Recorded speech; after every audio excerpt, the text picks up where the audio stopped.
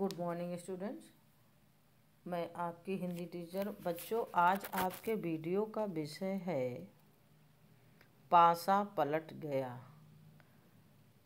आपकी पाठ्य पुस्तक सुमेधा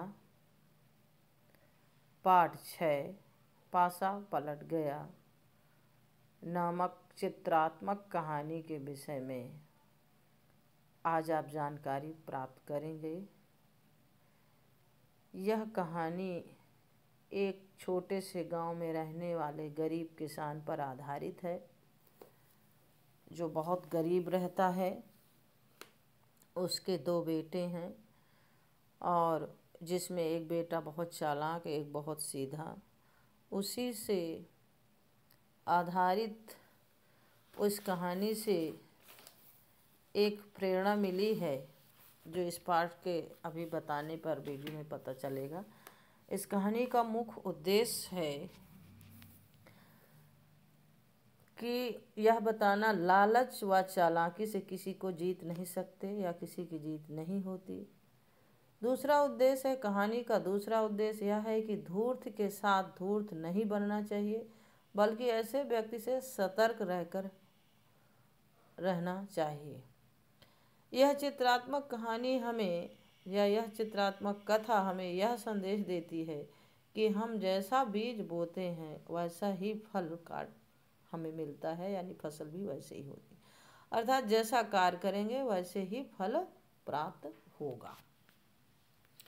अब इसका जो मेन सारांश है, इस चित्रात्मक कहानी या कथा से यह ज्ञात होता है कि किस प्रकार से श्यामलाल ने अपने बड़े भाई बाबूलाल के सरल स्वभाव का फायदा उठाते हुए अपने पिता की संपत्ति का बंटवारा करा करके चालाकी पूर्वक गाय का मुंह वाला हिस्सा बाबूलाल को दिया और खुद का गाय का पीछे वाला हिस्सा ले लिया, ताकि गाय का दूध वह ले सके। इसी प्रकार उसने चालाकी से नारियल के पेड़ का फल वाला ऊपरी हिस्सा स्वयं ले लिया और बाबूलाल को पेड़ का हिस्सा निचला भाग दे दिया।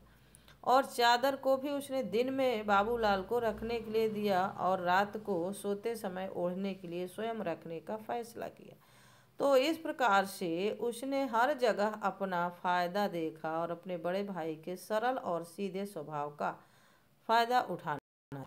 परंतु एक वृद्ध व्यक्ति ने, यानी पड़ोस का रहने वाला एक वृद्ध व्यक्ति ने बाबूलाल को श्यामलाल की चालाकी के बारे में समझाया, जिससे बाबूलाल को अपने भाई के चालाकी का जवाब देना अनिवार्य हो गया था।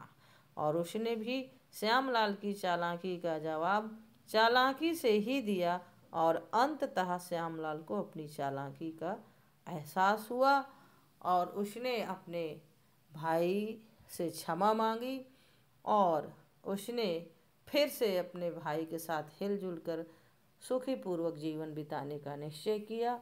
तो यह कहानी हमें यही शिक्षा देती है कि चालाकी के साथ या चालाक व्यक्ति से हमेशा सतर्क रहकर रहना चाहिए।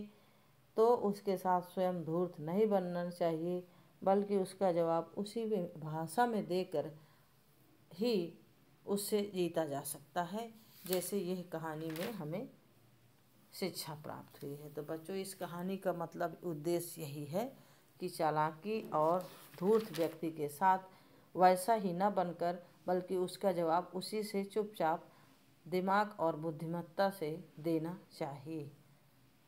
धन्यवाद बच्चों।